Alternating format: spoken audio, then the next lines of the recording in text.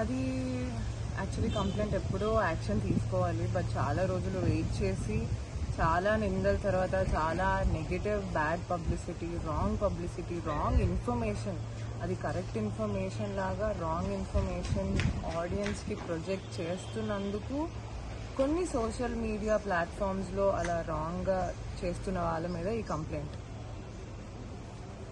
ఏమని చేస్తాం రాంగ్ అంటే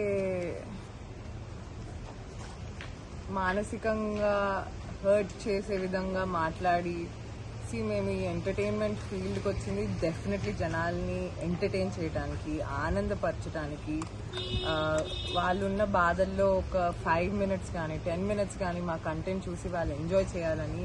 ఏ రోజు I don't think any celebrity want to do any harm for their own audience. అందరికీ బట్ కొన్నిసార్లు తెలియకుండా కొన్ని చేస్తాము. అది తప్పులైనప్పుడు, నిజంగా తప్పులైనప్పుడు నిందించండి, ఖండించండి, తలంచుకొని ఎన్నైనా మాటలు తీసుకుంటాము.